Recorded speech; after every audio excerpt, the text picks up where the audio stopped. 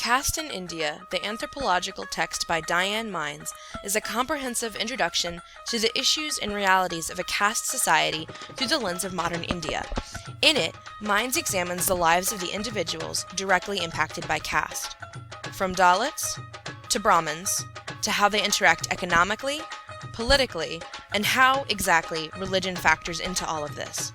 From beginning to end, Mines covers a number of topics at the heart of India's caste system. They are mutuality and occupation, colonialism and nationalism, and finally, the darker side of caste, the issue of untouchability and purity. All of these are described in excellent detail, with numerous examples and case studies. Let's start with mutuality and occupation. Mines explains mutuality as a system in which someone of a land-owning caste hires someone from an occupational service caste to come and work the land. Ideally, this exchange would end with the landowner receiving a finished product and the land worker receiving a share of the crop. However, Mines gives the argument that these exchanges were not reciprocal and harmonious, but instead exploitative and hierarchical.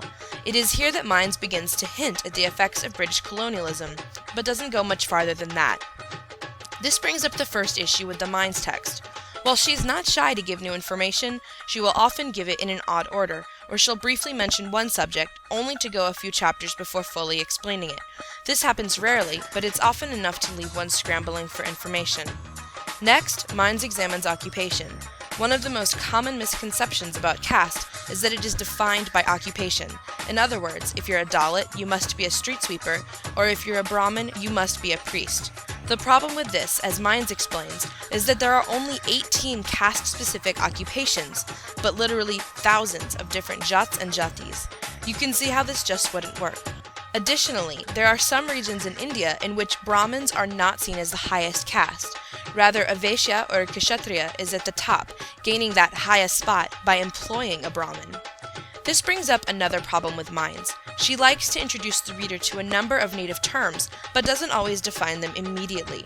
Rather, she depends upon context clues or the included glossary to hold you over until she does decide to define it. This isn't always a problem, but it is a frustrating one to come across when you're reading. The next two issues Mines discusses go hand in hand: colonialism and nationalism. Mines explains how British colonialists came to India in 1958 and spent the majority of their time organizing and categorizing the locals. The effects of this cataloging seem to have stuck with Western ideas about caste ever since.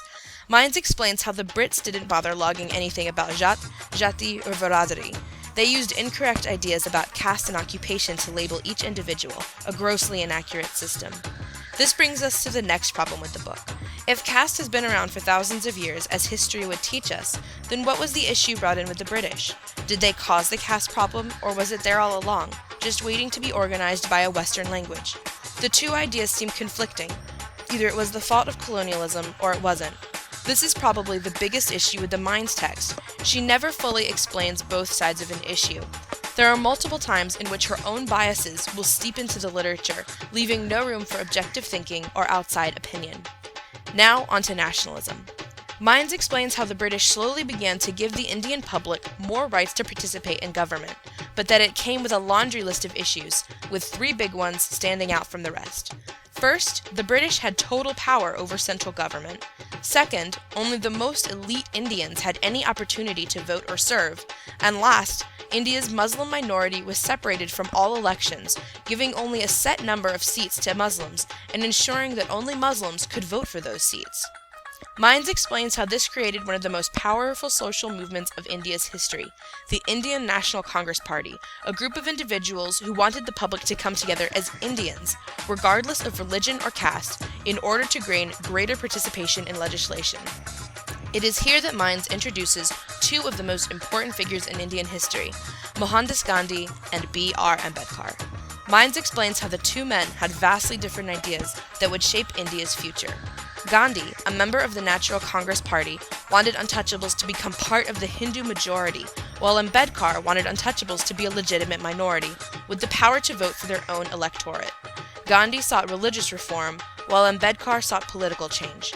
In 1932, untouchables were granted separate voting status, but Mines describes how Gandhi launched himself into a fast to the death before Ambedkar stepped in and called the whole thing off. The two eventually settled on a compromise. The Pune Pact of 1932 promised untouchables access to schools, public wells, and roads. However, Ambedkar felt this barely addressed the issue, and he eventually converted to Buddhism to completely cut himself off from all things Hindu. This is a good example of Mines' personal biases. When she writes about Gandhi's fast to the death, she could very well be talking about a toddler throwing a temper tantrum because he isn't getting his way, with Ambedkar playing the role of the fed-up parent who finally gives in to their whiny brat of a child. At no time does Mines discuss outside feelings about this fast to the death, or why and how Gandhi chose such drastic measures. As far as she is concerned, Gandhi wasn't getting his way, and he chose a fast as a publicity stunt to make Ambedkar cave. The final issues that Mines addresses are the ones tucked away in the darkest corners of India, the issues of untouchability and purity. To completely understand where these issues come from, Mines refers back to the original story of human creation and the first man, Purusa. From Purusa, every caste was created. From his mouth came the Brahmins, teachers and chanters of mantras. His arms became Kshatriyas, the nobles and kings. His thighs became the Vaishyas, the common men who tend the land and businesses. And lastly, from his feet came the Shudras, the service castes and laborers. But if we remove Purusa from the equation, as Mine does, we can see how this mythology has created a hierarchy of who is socially and economically at the top and who is destined to forever be on the bottom. Mines notes something interesting about this and other creation myths. It fails to recognize the Dalit and untouchable. This seems to go against the theory that the British were the ones to cause the problem of secluding the untouchables. If thousand-year-old creation myths didn't see fit to include untouchables, then why would modern Indians? After Mines explains where this idea of hierarchy came from, she explains its modern applications, and at its root, that caste is very much about purity, or, more importantly, who is impure and who is pure. She explains a specific Hindu concept, that humans are different from one another based on each of us having the same substances within us, but in different amounts. It is these varying amounts of substances that make an individual pure or impure, and which determine the kind of life they will live. Those who are less pure work with human remains and things that are removed from the body, like hair or fingernail clippings. They work with dead animals, as butchers or leather workers. Mines explains that individuals who are pure never touch dead animals and are very oftentimes strict vegetarians. It is this idea of purity, says Mines, which brings us to the final chapter, untouchability. In some, but not all rural and urban areas among Hindus, untouchability is still practiced. Mines explains how there are boundaries created to limit the chance of sharing physical substances, from bodily fluids to food. However, many modern Indians, especially younger generations,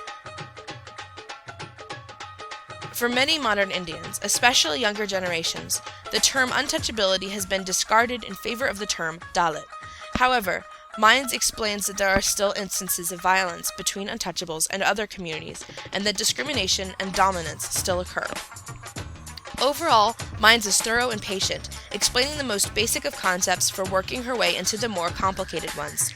She does a good job of integrating native terms as well as anthropological terms into the text, ensuring that the reader has a well-rounded view of caste by the time they finish. However, there are still issues of the book. Mines can be a bit jumpy, moving from one topic to the next without completely finishing her train of thought. There are also times when she seems very one-sided with a topic, failing to present all sides of the issue at hand. But for an introductory text, Mines does not disappoint in opening up the world of India and caste to her Western reader.